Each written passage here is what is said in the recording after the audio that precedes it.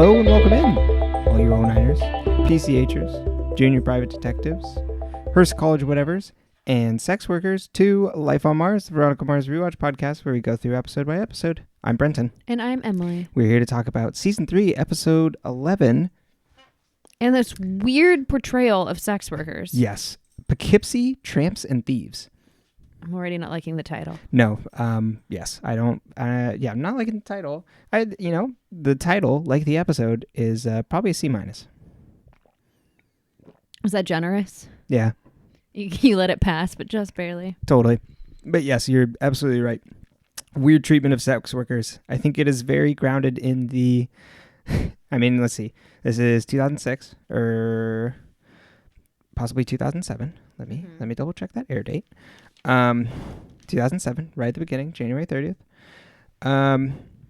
Where we don't have the popular culture does not have the consensus around names like sex workers and treatment of sex workers that we do now. And I'm not saying this something like this wouldn't happen now, but it would be like fundamentally more misguided and they'd be called different.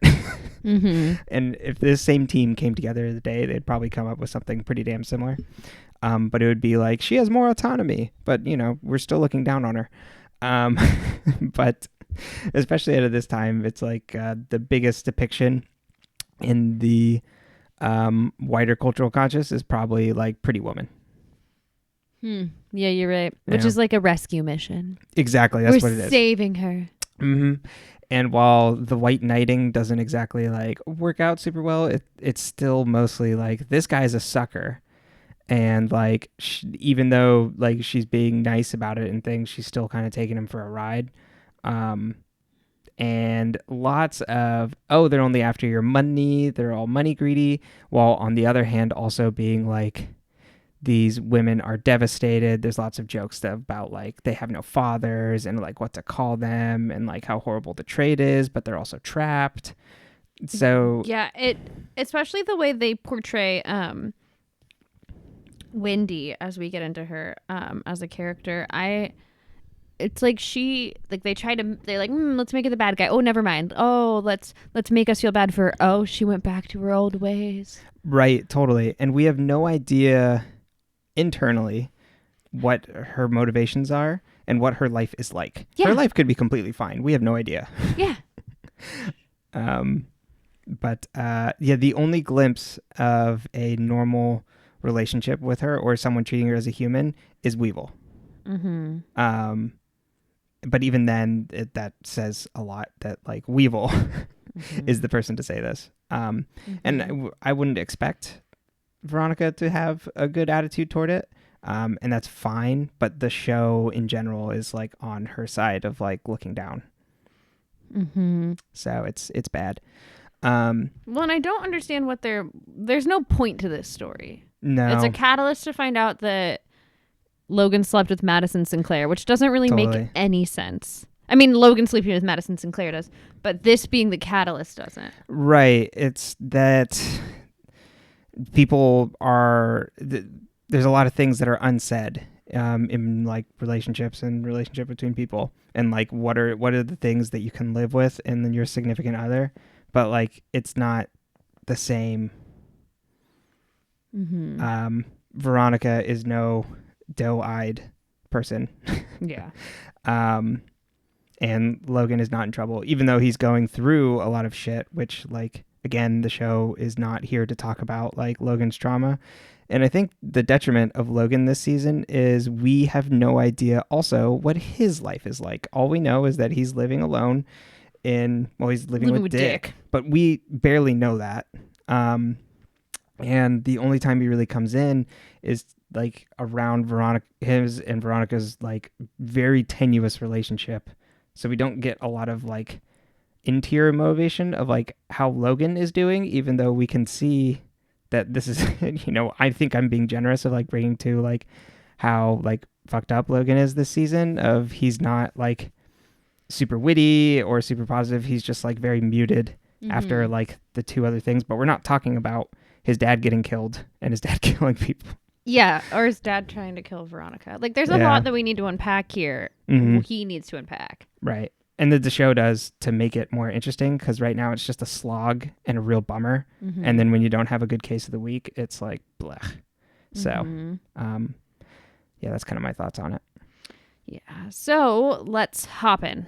Yeah. Logan and Veronica are eating in the cafeteria thing. She offers to eat his French fries. Still, naming of this place is still out. I don't know. The place where the food is. Uh-huh. Cafe. Ole. Yeah. No, that is not a dig at you. That's just if anybody has a more concrete term for what this area is, please tell us. I know at UCSB we would have called that the UCIN because it would have Right. been, which is the university center, but it's not the UCIN there. Yeah, and I feel like also at UCSB there was like the student store above it. There was also all the offices, so there was like everything there. Mm-hmm. But in that coffee store, yes, there's a little coffee shop. Mm-hmm. That became a Starbucks right after we left. Yeah. Oh, really? Uh-huh. That's a bummer. It wasn't a Starbucks while we were there, though. Mm-mm. That's where I used to go when you used to drop me off when I was taking my summer school Spanish class. I'd go sit there and watch things on my iPad until I had class. Hey, good call. I did not practice Spanish. You didn't watch your telenovelas? No, I wish they had us like do that. Like that would have been so helpful. Instead, Yeah. we did like these Zoom calls with people in Spanish speaking countries and like had to like talk to them. But the connection was always really bad because of like the system we use, not because of anyone's internet. Right. It was like, because it was like some specific one that was done through the vendor that made the textbooks or, whatever. Got it. So you're not using Skype. You're using like not Duolingo, secondhand Duolingo. Yeah, like one of the big publishing companies, like a website that then it's through. So it's like probably like not the best technology because it was like in-house and or they bought Skype and then stuck it in, Right. Yeah, it's filtered through all this and it was always hilarious because like you had to only speak Spanish with them and I'm like, I don't know, like I did Spanish 1 and 2 and then 2 and 3. It was like the whole summer you did like all 1 through 3 and it was like, I don't know enough Spanish to like get anywhere in this conversation. And we'd talk about like whatever was the subject for that week. So we'd talk about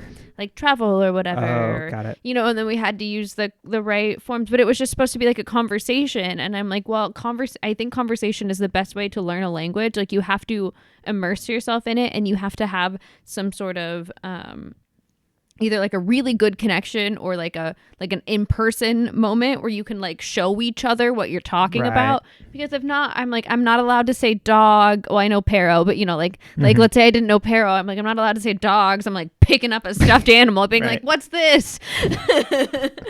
Can you take us to a restaurant and I'll order? And like you weren't supposed to look things up during it and like you couldn't because like then you'd minimize the screen where they could see you and stuff. It was complicated. Yeah, totally. There's a lot of other factors playing in there in terms of like social skills also. Yeah. Long story short, we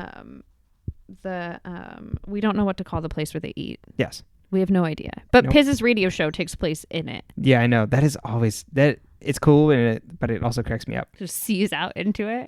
Yep. That'd be cool if you're like the DJ. You're just like, hey, I'm like right in the center of everything. Yeah. Not if people are like, boo. Right. Totally. I'm too available. I feel very self-conscious. But yeah, so she's having lunch with Logan and they have cute little witty banter. The end about that. Yep. And then Weevil walks up. She's like, hey, Weaves. She does not call him that. I don't know why I called him that. Weaves would be weird. Yeah. Weevil with weaves. I was just thinking like WEEVS or VZ. Like that's just like what my brain did. Like weaves. That's not English. We'll try again later. And he's like, yeah, sucks about the dean. Like he's weird, but I liked him. And he's like, but like people were throwing eggs at his window. Obviously other people didn't like him. And Veronica's like, oh, right. Eggs on the windows? Was not reported. And she was also reading the Lampoon because the Lampoon's office the same night got egged, along with the frat.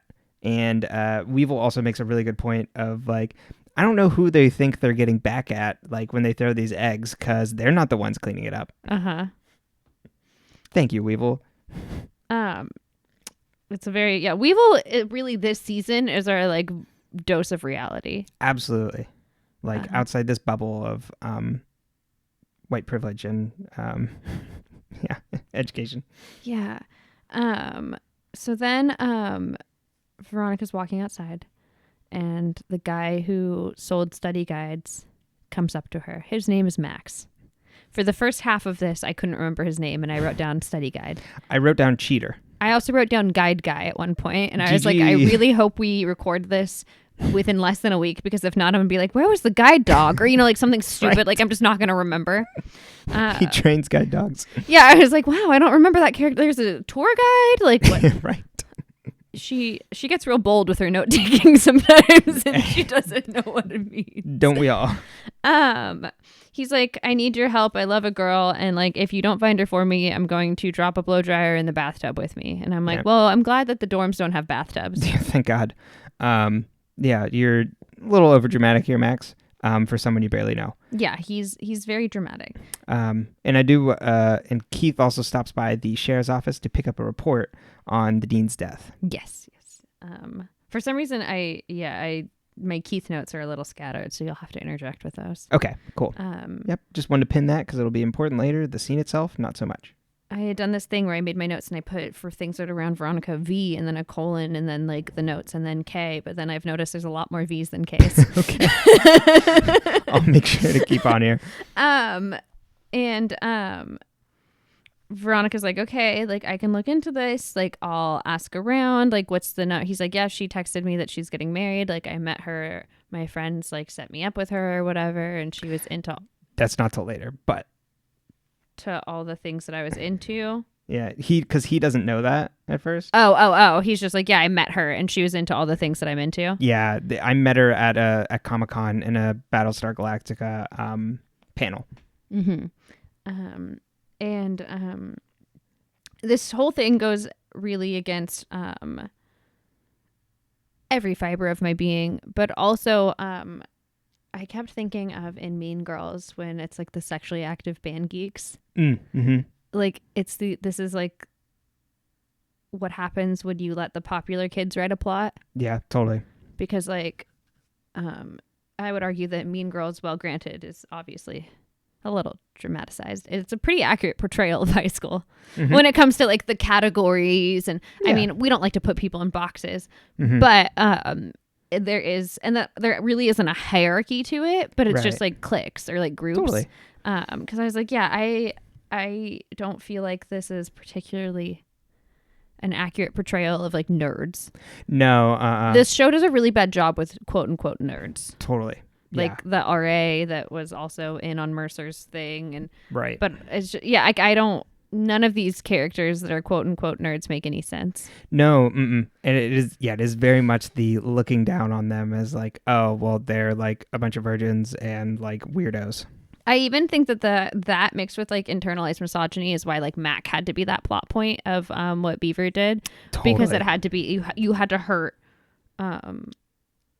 like you had to set him up with someone who was like she's nerdy, so she's equal to him. You know what I mean? Like it's like some sort of like weird fucked up hierarchy that isn't there. Totally. Yeah. That it does not exist at all. And this rings especially funny when she like Veronica talks down on his Comic-Con going, and it's just like, oh, Veronica, little do you know that literally at this time, like Comic-Con is becoming like a cultural institution and is no longer this weird thing for people to go to. Like studios now during this time are spending ungodly amounts of money to like show up there. Yes. And yeah, I memean, once Star Wars came out, the nerds won. Yeah. It was all over. Yeah. There was no more competition. Like we can all just be nerds now. Yeah, this is a little bit before Iron Man. So like before that broke big and Marvel was huge, so you're like right on the cusp. This is like Dark Knight, I think, era in terms of superheroes. So like, yeah. So you know what I remember most about the Dark Knight movies? What? They were literally visually dark. Totally. Like I could not see for shit. And I had good vision back then. I was young. Right. And it is weirdly hard. The sound mixing on those movies are really weird. But Christopher Nolan movies in general are. Right. Or Tom Hardy doing whatever the hell he was. Who thought it was a good idea to have his voice literally put through a filter so it's like hard to understand on top of Is that your Bane? Yeah. I was born to die. You merely adopted it. I can't do it. Oh, that It movie's makes me awful. feel like Yoda. It does. Yoda did steroids. That's how I would. Yep, as written in the comic books. Bane parentheses voice like Yoda on steroids. That's gonna be my claim to fame. Perfect. Just like a yoked out Yoda too. Yoda. Uh-huh. Oh yeah. Not baby Yoda. Screw that. I want Hulk Yoda. Damn it, we're going right past it. You don't want to see him when he's angry. Exactly. No. Nope. Okay. Never mind. Yoda was the argument that power can come in a small package. Damn right. In cute ears. Oh yeah, big old ears. I want to pet Yoda, but I feel like that'd be demeaning. Yes. They live way longer than us. Baby Yoda's literally 50 years old and he's still a child. But we'll get over my need to pet green monsters. So Veronica investigates this, and the girl, when he met her, her name was Chelsea, which would make sense because you don't want to use your real name when you're doing. I mean, I don't know currently, but I would assume for the most part, when you're doing some sort of in-person sex work, you probably want to avoid like any way for someone to then find you and hurt you later. Yep. Just because people are awful. And they get worried and scared that somehow they're going to get caught because they view it as a bad thing. And there's a whole shame around it, which is stupid because they do what you want with your body as long as everyone's consenting. Totally. And they're vulnerable. Mm-hmm. Police aren't going to take you seriously. You are an individual contractor. So you're not like, there's no like protection overhead for you in terms of that way. So, it's not like categorized. So even if something happens to you, you could be doing something illegally depending. Yeah. So she calls back the number that he'd gotten the text from. It's this guy who works at the sandwich shop. She tracks him down, finds out that the guy at the sandwich shop works with our buddy Max's roommate. We find out from his roommate that they had set him up with this girl that they had hired because they thought he was a virgin and they thought he'd be more comfortable around girls if he just had sex with someone, which is everything you need to know about how much these men respect women. Yeah, these two dudes, Brian and Chad. Oh God, his name's fucking Chad. Yeah, not the one that works at the sandwich shop. But the other one, the other one with the flippy hair. Yeah, the one that's even worse. They're both, but yeah, but Chad used a flat iron to do that to his hair. Right. God did not put his hair that way. Yeah. She would never do that to us. But yeah, these two dudes are fucking horrible. They're awful. They're the dudes that think they're fucking cooler than they are so that they get to mistreat women, but then when like Veronica calls them out, they hide. So they're fucking, the worst. You know what I say about them? Fucking audacity. Yeah, there you go. This is a prime example of the audacity of men. Mm-hmm. Yeah, that is off the charts with these two. This whole episode is audacious. Yes, it is. This whole episode. Uh-huh. Top to bottom. The audacity of people, of life. But yeah, so his friends gave him a prostitute because they were like, in but their weren't words. upfront with him about it. Yeah, but they were like, well, we just wanted him to like, we fed her all these lines to tell him so that he'd think she was cool. Right. And I was like, one, like, I can't remember a script for shit, so good on you, Wendy. But two, like, it's just wild. And especially like specific nerd trivia. Like that's rough. Mm-hmm. Yeah, I just love when the battleship did the Galactica. I don't know anything about the show to correct you. Isn't it Battlestar Galactica? Yeah, but they're on ships. But yeah, I don't fucking know. So she's like, well, not only did you guys do this, you fucking idiots, but like he just talked to her all night. Like he didn't sleep with her, which I'm like, V, you didn't have to tell him. Right. But also it doesn't matter. Yeah, Veronica. And then they're like, huh. Like, we wasted our money. Yeah. And it's like, no. Yes, you did. But not for the reason you're saying. Mm-hmm. Yeah. But I mean, at least she made money. Yeah, totally. Good for her. Good night for her. And they then, like, Veronica's like, okay, I have to figure out how to find Yeah. this woman because he still wants to see her. Right. Yeah. She tells Max, and Max is like, well, okay, I don't care. We still had a connection. Yeah, like I know I felt something. Totally. And I'm like, for sure. Okay. Yeah. Good Yeah. luck. Yeah, you just really don't know. And he's like, yeah, like when I dropped her off at the airport, like we were all misty eyed, and it was just very romantic. And I really think we had something. It's like, well, as long as he knows the truth, Yeah. as long as he's not getting scammed by his friends anymore. Exactly. So we go to Logan's because we called a couple different girls who fit the description he used of her to have them come by. We'll say before then, Keith note. Blah, blah, blah, blah, blah. We interrupt this Veronica monologue to bring Veronica goes home and checks in with Keith. Keith. Yeah, you know Keith. Chief of the Keith. Is this a pop podcast now? Because I didn't think we did that. I would be way out of my depth. I know nothing. Let's wind back to the 80s. I know a little bit more about that. We can dissect the issues with the war on drugs. I could probably go into that in a deeper level. The end of disco. But checks in with Keith, who is trying to read the report. He said it looks like it was written by a 5th grader. Are you smarter than a 5th grader? Yep, exactly. Was Jeff that on TV yet? There. Huh? Was that on TV yet? I have no idea. I'm going to look that up. Okay. Perfect. I'm just curious. And then the Veronica asks Keith if egging was in the report, which it was not. So there you go. All caught up on that one. There we go. Yeah, so then we're at Logan's and we've requested a couple different women to come by. Are You Smarter Than a 5th Grader came out in 2007.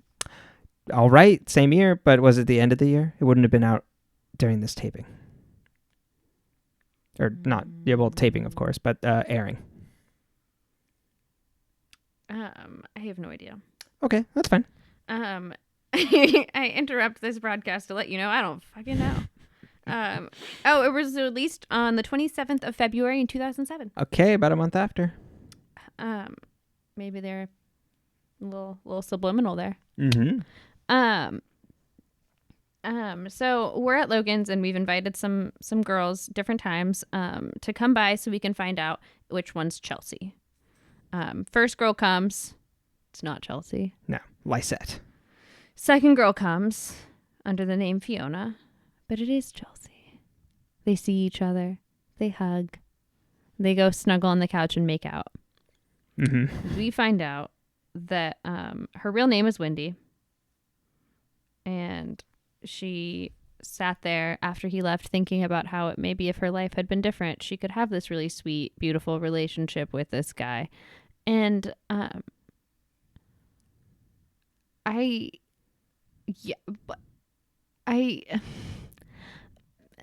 who wrote this? Yeah. Why? It's bad. It's bad. And it's like, okay, even if like maybe she isn't happy with the career path she chose. Like you can play so many different fucking misogynistic scenarios or scenarios where she's working a path she didn't want to work because it's what she quote unquote has to do, or like it works for her. It's the best way for her to make money. Yeah, and I think that's the reading at the end, is that she is not happy with what she was doing, but then feels bad for slightly manipulating this person because she did not feel the same way about him. But we'll get to that later. I forgot where the end of my sentence was going. Oh, I'm sorry. It's okay. Sorry, misogynistic. I'm talking about this. She's like saying, oh, if I only had a different career path, then like we could be together with this nice guy. But it's the idea that like then also like a woman would immediately fall in love with someone to the point where they'd quit their career. Right. They'd change their life for them. Like it's not like people are not your catalyst. You grow on your own. Totally. And, like someone might like show you something that then becomes a catalyst for you, but you don't change for other people. Don't change for people. No, and it's so messy by the way this actually resolves. It's like, was she or was she not like it seemed like, oh, I wasn't at first, like I was just looking for a way out, but then I did fall for you, and then so I don't know, it's fucking bad. Yeah. Yeah. It is problematic. So Chelsea's there, they're making out, whatever. It's her real name's Wendy. And another knock comes on the door. Veronica goes to open it. She's like, oh God, we must have not canceled on the last person. And in walks Madison Sinclair. Mm-hmm. Who we haven't seen probably since season 2. Since she, trip to the dentist kind of vibes. Yep, totally. She drugged Veronica, basically. Mm-hmm. And Veronica's like, oh, like, if you're here for Dick, like, he's not here, but also, like, get your shots first. She's not nice about it. Mm-hmm. But I don't blame her, because, like, Madison's never been nice. And no, Madison's Dick the worst. Probably has tetanus at the very least. Totally.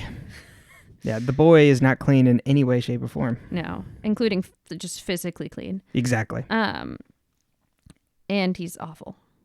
But she leaves. It's kind of awkward, but it's whatever. Mm-hmm. We go back to the Mars residence. Ah, yes. Keith is putting on his sheriff outfit. We're like, oh, remember when he used to wear that? We don't, because it was never when Right. we watched the show. But Veronica. Yeah. Veronica's like, hey, Dad, if you're going to start stripping, remember to bring your boombox and snap the pants off. And I do appreciate that because, Keith might be a hot cop. We don't know. Uh-huh. No shame in that game. Yep. Used to work with Job. Oh my God. And he's like, no, I'm going to go interview the girls from the Lilith house, basically, and pretend to be a cop because I was one. And Veronica's like, yeah, good on you because they hate me. Like, don't. Right. Don't. Yeah, you're going to have to do this your own. So he goes and he interviews them, right? This is all in the same scene? Yep, totally.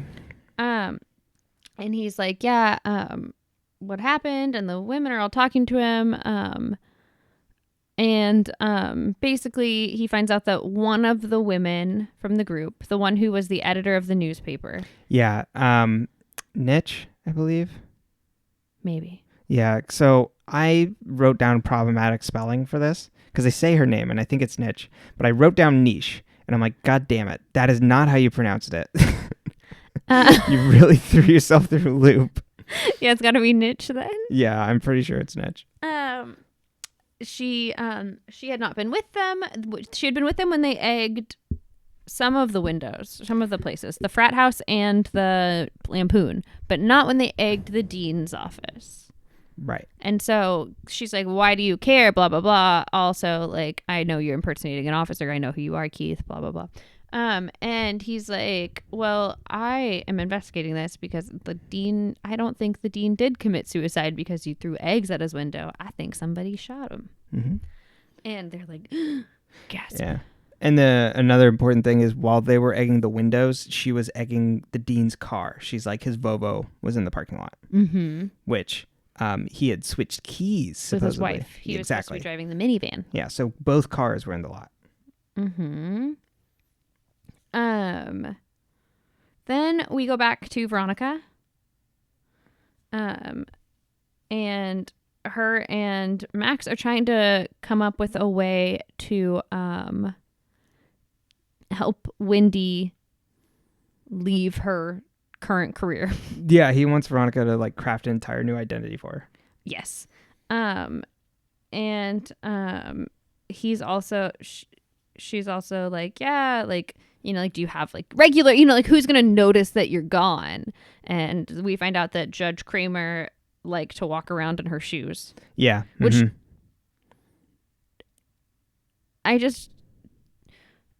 it's like that might be a fetish and I would never want to shame that, but like your feet wouldn't fit in my shoes. Yeah. I mean, he could have small feet. He could have small feet. I guess. He could like how they're cramped in the shoes. I just like physically you could not get your foot in my shoes. Mm-hmm. So I'm like, I feel like you could pick a better kink for television. Yeah. It's this like outlandish. Right. Like, it's kind of like making it seem silly. Totally. And that it's feminine.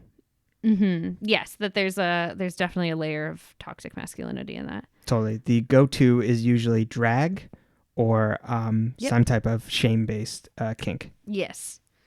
Well, and shameful for being feminine specifically. Exactly. Yeah. Or sorry, when I say shame-based, like some type of like bondage or something like that. Oh, or like yeah. BDSM. So then we get a knock at Logan's door. It's not Madison Sinclair. It's a girl with bruises all over her face. Apparently, the girl got beat up by their pimp because Wendy did not come back. And so they have to bring $1,000 for the night, and Wendy has to come back, or else she's gonna get like beat up more by Mr. Strongarm. Happy hands. Happy hands. Yep. It was something like I was like, I can't even write this down. Like it's just strange. Yeah, because the guy's name is Happy.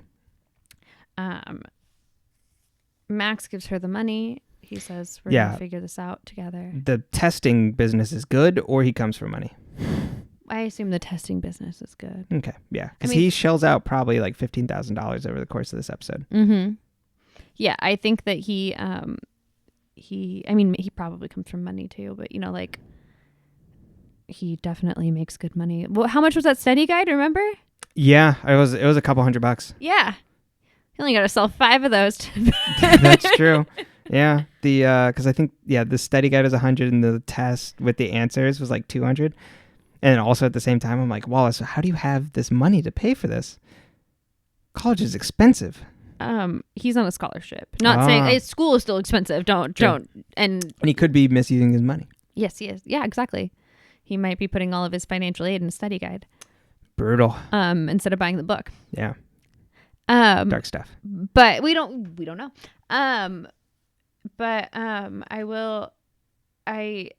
Do you ever wonder, like, when I see things like this and it's like, yeah, study guide, $200 or whatever, and I'm like, I bet that's what someone charged him in college, or whatever. But how much do they pay people who take tests for people, or like like people who write papers for people? I've always wondered, because like that's got to be. I would never, because I'm an asshole, and like my papers are like, I'm like, no, this was I birthed this. It was a hard 48-hour labor for me to get this out, because I have no attention span. Totally. But yeah, it's got to be expensive for someone to risk that, because it is risky. Yeah. And especially test taking. Well, and it's not like, I always struggled to write my own papers, like writing other people's. Like, it doesn't matter how good you are at it. It still takes time. Yeah. And especially by the time you hit college. Well, and you have to deliver the quality, or else people are going to stop buying from you, because your word of mouth is literally how you can advertise. Totally. Yeah. I just have a lot of questions about that industry. If you take tests for people, I won't rat you out, but please let me know how you do it. We'll set up an anonymous tip zone or something. I don't know. Or you could just submit questions. Just send an email. It's fine. We won't. And use a fake email. There are those like anonymous question sites, like where people like submit like questions to you, and then you can answer them like anonymously. I forget what it's called. Yeah, there's a few of them.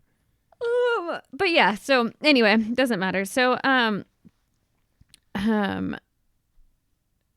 Veronica's like, well, I'm sorry, Max, this really sucks. And Max just sits out in their living room all sad of the Neptune Grand Room. Yeah. And Logan, ever the gentle soul, is like, I'm going to kick him out. Yeah. He's like, should I kick him out now? And Veronica's like, I'll go talk to him. Yes. Veronica goes to get him some water and tells him how she feels sad for him, and sees that there's purple on the towel that they had used for the girl to ice her face, which means she was wearing makeup. The bruises were fake. So now we find out that Max has been had, and we assume that Veronica, like that Wendy had been in on this. We don't know. Yep. So Veronica's like, well, I've got an idea. Let's basically blackmail this judge. Yep. And ask for $1,000 to get your $1,000 back. Which it just seems like so out of the blue for Veronica to do this. Yeah. It seems like she would like specifically target the person that would go after this, not like going after a high-ranking official automatically. So she asked him to put $1,000 in a locker at like a Greyhound station, basically. Right. Calls his phone. So then Max leaves. He goes to mope in his own dorm. Veronica and Logan snuggle. Veronica's like, hey, have you ever slept with a prostitute? I think she's asked this already before in the episode. And Yeah, they've kind earlier of in the episode. cat and moused around it. Yeah, he dodges the question, doesn't want to answer this. And she's like, around me, buried secrets tend to come out. Let's just Mhm. tell all. And so then he's like, yeah. She's like, well, did you hook up with anyone while we were broken up? And he's like, yeah, I fooled around with someone. But it didn't mean anything, or whatever. I regret it. Mhm. And he's like, do you still love me? And Veronica's like, yeah. And I'm like, I don't get this scene. Mm. How do you go from like prostitutes to there? Right. I just have so many. So I will give a little background on the production. Mm-hmm. So it's all about insecurity because the writer's room, Rob Thomas and the writer of this, supposedly won an argument in the writer's room that pushed for her to be more jealous. For Veronica to be more jealous? Yes. I hate them. Yeah. So and all the rest of the writer's room are correct. Yeah, they were like, no, Veronica wouldn't. Right. She'd be like, well, we were broken up. It is what it is, and I don't care. Or like, I don't want to know. Yeah, exactly. I think a lot of Veronica's character in the first couple seasons are like, I don't want to see all of this because it's so bad. Mm-hmm. Yep. Which is totally fair. Like I am. Like I don't want to see my mother for what she is because she is not a good mother, and she's Yep. not fulfilling her motherly obligations. Totally. Or I don't want to see this whole Duncan being my brother thing because like my brother, Duncan, my brother. Yeah, it's just fucked up. Like I always felt like that was done really well. So then, yeah, for her to become this like scorned woman character, and that's this entire season is so incongruent with Veronica that way. Mm-hmm. And having to make her manufacture that with Logan. Mm-hmm. And also that there's this backslide to where he's like completely incommunicative. Where it's like Veronica also like she was dating Duncan, then she dated Logan, and then she dated Duncan, and then she's back with Logan. Like the girls kept it in the same friend group. But it also it never struck me before this season that her and Logan didn't talk. Yeah, it's like kind of like her and Duncan in season 2, at the beginning of season 2, where you're like, are they even what? It's that room. Maybe it's that room at the Neptune Grand. It just makes everyone forget how to talk. It really is. But yeah, I think that's the big problem with like how little we get of Logan outside of him just being a thorn. Like they're trying to like push for this rift in their relationship rather than them both being broken people going through some shit. Mm-hmm. So you just get this like really negative view of Veronica as a nag and Logan as this just completely shut off and he just wants to have fun. Yeah, and gaslighting person. Yeah. Which he has never been a perfect individual, but like the redeeming part of him was always the relationship with Veronica, and they just don't offer enough of a reason for him to not be a good person this season. Well, and bad to her. Yeah, exactly. Specifically. Yeah, exactly. Because he can be shitty to everybody else. Like, I mean, him wanting to kick Max out of the room is totally in concert with like who Logan is. But like, it was always the people that were close to him were important. Mm-hmm. And that they both are having this like rift with how each other operates. Mm-hmm. Logan with Veronica just being Veronica, and Veronica being rightfully mad that Logan is just completely checked out. Mm-hmm. Yeah. So it's weird, but then we get to go. We leave. We go home. We get a phone call from our buddy Max, and he's like, "Hey, the judge called. We can go pick up the money." And he's like, "Do you want to come?" And Veronica's like, "Yeah, the pickup's the best part." Yeah. She's like, "I'm not just gonna do this call and not see like this through." And then they go. There's a note in the locker that tells them to get in the limo outside. That's usually not how you leave money. No, did not work out. Bad plan. Yeah. And Logan was even right in that that thing of being like, "Why are you doing this?" It's a weird one. I think it's kind of like exact opposite of the one where Veronica's like, "Oh no, your boyfriend just ran away." This Right, was the opposite, where she's like, no, I believe in this woman. Right. And I'm like, why?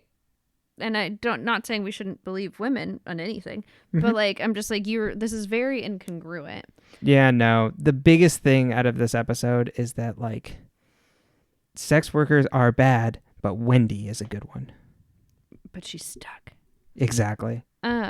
So they get in the limo. They go in the limo. They find out that the pimp, in quotes, is a woman. Yep. That she had put the fake bruises on the girl to go get her. Basically, she's like, yeah, I extorted you. Like, I want to make money. Yeah, totally. How do you think I afford this limo and my security man, Mr. Happy Fist? Oh, yeah, maybe it was Happy Fist. I don't remember. Yeah. Happy Hands would have been better. Maybe it was Happy Hands. I think it was actually Happy Fist, because I remember it being like, this doesn't really work. This is doing nothing for me. Yeah. But yeah, it gives the list of like, well, I like clothe her and like have to get her like braces for her and like pay for room and board. And so it's like really classic, like stereotypical view of like what a quote unquote pimp is in popular culture, or at least media. But then we put it on a woman to make it different. Exactly. Ooh, look, this pimp wears a skirt.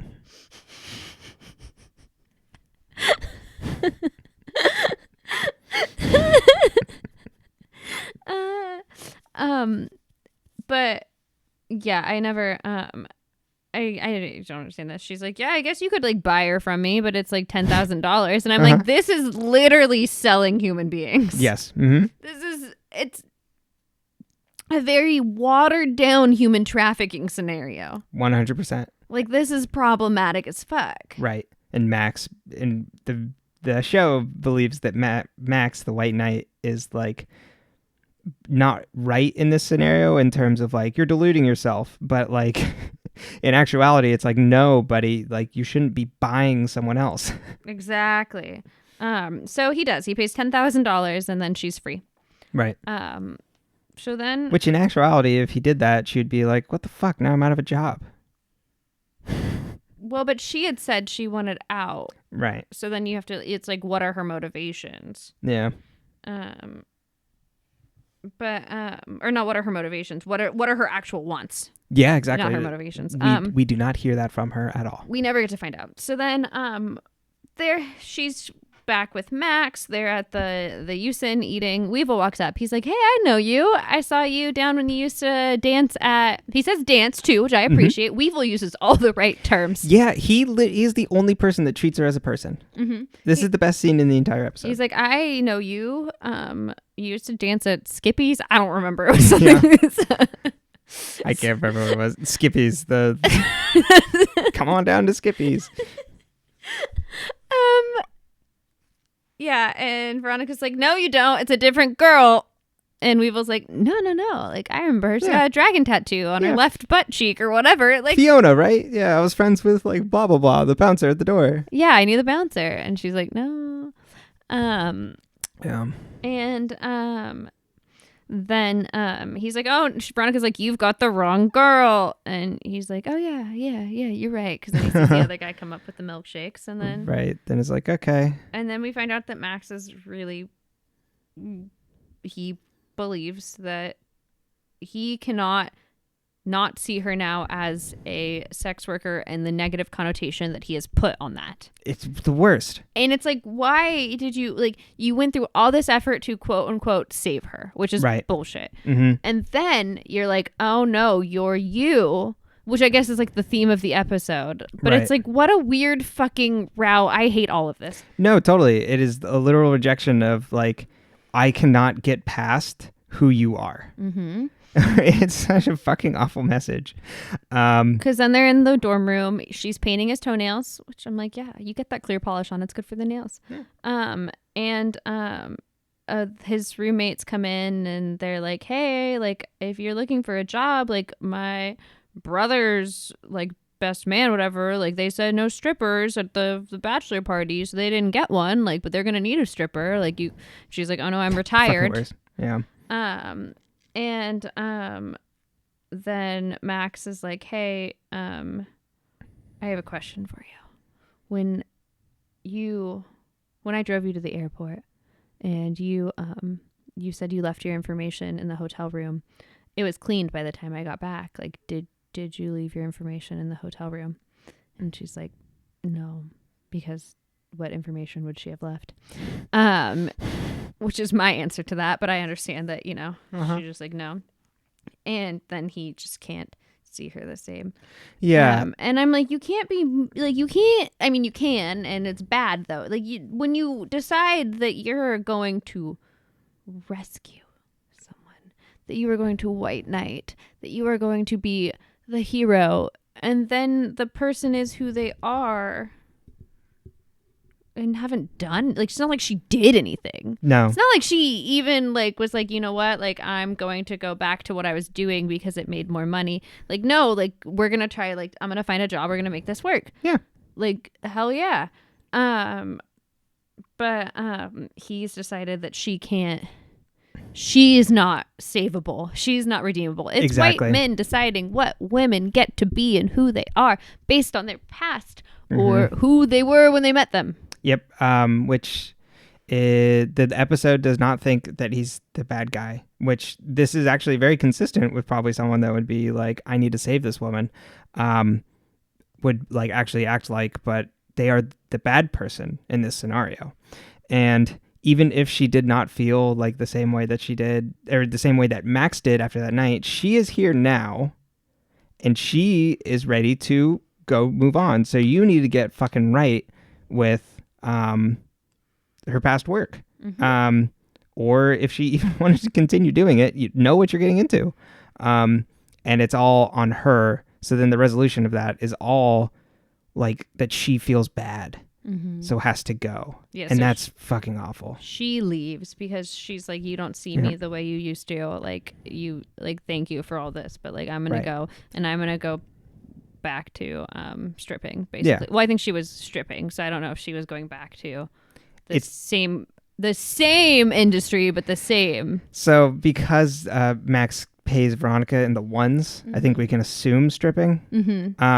But yeah, then they're both like, oh boy, that she went back to that. But then like the takeaway from that is that she's like, I'm nothing but a stripper. Yeah, which is not, I mean, I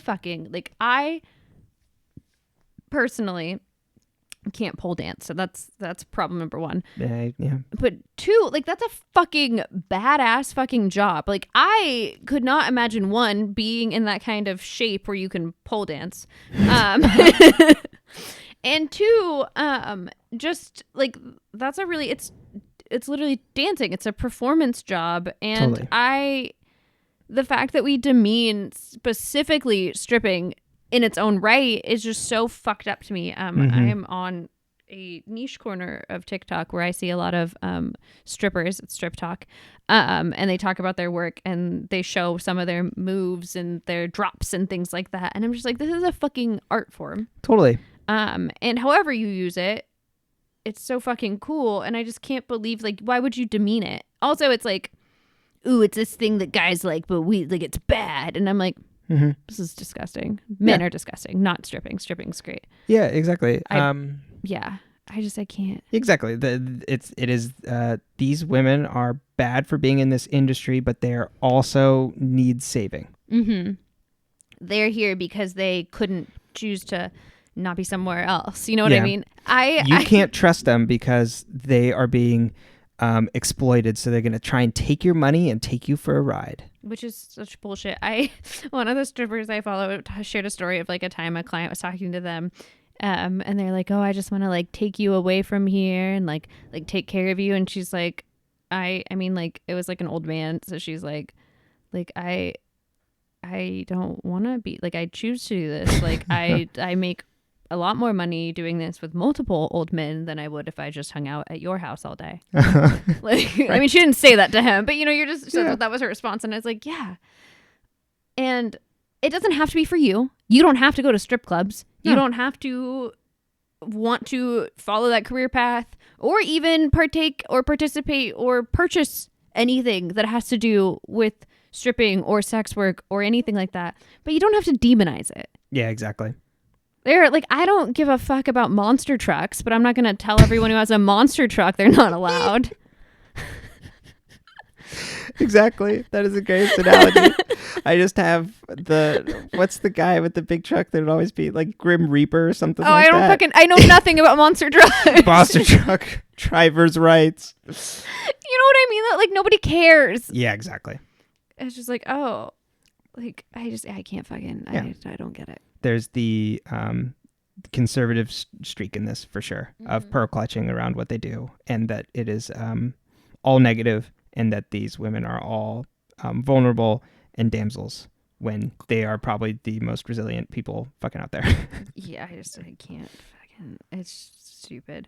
So we end there with them, and then at one point, two pieces of information I forgot to mention. One, Veronica also had asked Logan when they had been snuggling back then about the buried secret. She's like, you didn't wake up when Mercer left to be able to come back and like commit a rape and then come back to Mexico. Which I guess also they were in San Diego. It's not like it's as long of a drive. I always think from like where we are, I'm like, man, like to get to Mexico and back would take like 9 hours. Right. If they're just hopping the border, it's, a half hour or 45 minutes maybe. And he's like, oh no, maybe he slipped something in my drink. Like I was knocked out. And yeah. It's like, that's suspicious. Yeah. And yeah, very, very going around the edge of like, well, what led? Yeah. Why were you not noticing? And we don't, and then also, she asked Wendy at one point, something about men or something. And Wendy's like, yeah, I always find that like good lingerie helps. Oh, because Max is so into her. It's like, how did you do that? Yeah, exactly. And so Veronica goes lingerie shopping, and she's in a not Victoria's Secret, but it's definitely a Victoria's Secret. What is another, God. There used to be a lingerie store in Hanford right by the subway and next to a like a karate like dojo. Amazing. And right by the Save Mart. And I used to die laughing because it's like, go to Subway, go get your underwear, go to karate, like, and then go to the grocery store. Like, what is this? It's chain? Great. Exactly. You're hungry. You need your lingerie. Get some self-defense. Head home. I used to always die laughing when we'd walk by the lingerie stores because I'm just like, what?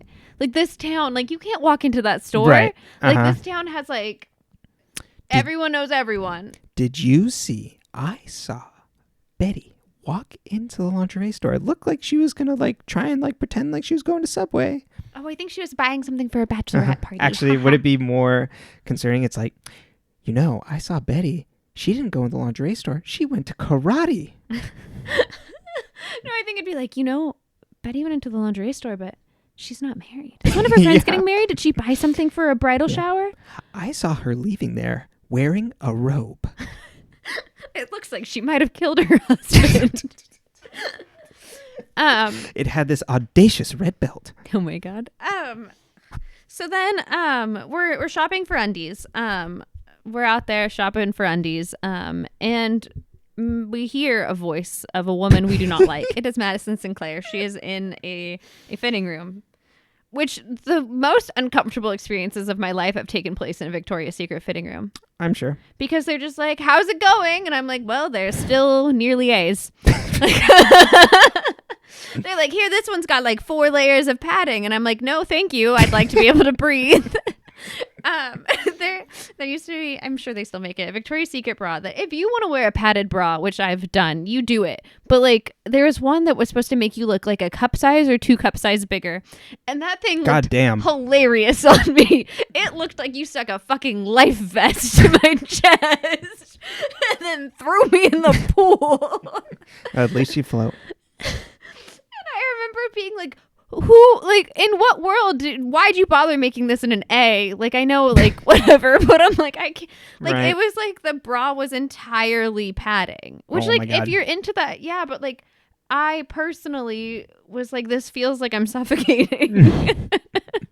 My nipples can't breathe. But anyway, Madison's like, oh, do you guys have any of those fishnet stockings? I don't remember. I don't know. And then Veronica makes a snide comment back, like, oh, like they're probably with the other scandalous human beings. I'm not going to use any negative terms towards women. Good job. Thank you. I'm not comfortable with my sexuality, so let me shame yours. Pretty much. Except that I am, but I'm not comfortable with your sexuality. Yeah, there you go. I think maybe that's a summary of men. I'm not comfortable with your sexuality. That's the episode. The audacity of men. Mm-hmm. And she's shopping, and Madison's like, "Oh, it's probably good to shop on the clearance rack. Like, I don't know why I pay full price for things that end up on the floor anyway." And it's like, okay, Yeah. Okay, we get it. We get it. Like, thanks, Madison. Usually, like, then why buy? Go. Yeah, go. Just hit the bricks. Go Kmart. Like, I don't care. You do you. I'm not here to shame what kind of lingerie you get or why. I don't get half of it. And then she's like, yeah, well, if I were you, I wouldn't get the one pieces. Like, Logan prefers something else. And Veronica, I think, makes a comment about her. She's like, oh, if you're gonna sleep with Dick, a trash bag will do. Like, you don't need. Yeah. And then Madison's like, no, I hooked up with Logan over break in Aspen. Mm-hmm. Yeah, and then drops the line about the one piece on the way out. And then Logan doesn't like one pieces or something. He prefers two pieces or something like that. Yeah. I'm like, is that how you I would just say like sets. I wouldn't say two pieces. I have a lot of questions about the terminology. She's just trying to be as mean as possible, but being like, I think it was written by men. Yes. This episode is actually written by a woman. But, really? Yeah. I mean, the main writer, right? Misogyny runs deep. Mm-hmm. Yeah, it's. I just have a lot of questions about the whole plot. Mm-hmm. So the woman that wrote this and Rob Thomas were the ones fighting for Veronica to be scorned. Yeah. That's a girl and girl hate crime right there. 'Tis. So. Yep. Next episode, I undoubtedly will be some fallout from this. Yes. Now we are going to learn what happens when Veronica becomes a mad woman. Yep. Because we don't like mad women. Nope. And we couldn't possibly just let women get mad. Like, she's allowed to be mad about that. Like, totally, absolutely. There's no reason for her to not be angry. But, like, her to have been preemptively jealous is weird. Yeah. Mm-hmm. And it's like, yeah, I don't know. It's just... Yeah. Blech. Yeah. Blech. It's worse. Yeah. The entire episode. Blech. Yeah, and we don't get anywhere with the murder of the dean. No, we just know that there was 2 cars in the lot. Yeah. And that they presumably more cars, but his 2 cars were both there. He had 2 cars parked in one place. What does that mean? Right. So if they're passing each other going 30 miles per hour. Oh, no. Yeah. Okay, no more math problems. Are you ready for plugs? Yeah, I'm ready for plugs. I can do math, but I would prefer not to. There you go. I was gonna say, don't make me do Mathcast. Yeah, they don't make me do Mathcast. Well, when I'm not complaining about my lack of mathematical skills, you can find me over on butreallythough.com. Though is spelled THO. Leave out the rest of the word. We're using slang. We didn't buy vowels. We just kept it short, sweet, and to the point. We couldn't afford it. We couldn't afford it. I'm a life and career coach. I help people make a plan and get shit done and just kind of, keep life moving when life's a little chaotic. So if you need help getting your shit together, I am here. You can schedule a free coaching consultation. I did work in HR for 5 years and I'm a certified life coach. So I'm not just out here pretending like I know what I'm doing. Well, we all are, but at least I have the paperwork to prove it. And we have another podcast. So sometimes we sit and we talk in these microphones and we talk about whatever the fuck we want. That podcast is called But Really Though. It's spelled just like my website. And this last week we talked about the audacity of men because I talked about Zelda Fitzgerald and how her husband stole her work and compared his dick to Hemingway told him he had an okay dick. So, it's just there's a lot going on there. And what did you talk about on that one? The kidnapping of Patty Hearst. Inspired by? This very show. Woo! You can remember a few episodes ago. And if you want to follow me on Instagram where I post about all of these things and mostly life and career coaching content for free, my @ is BTRLYTHO.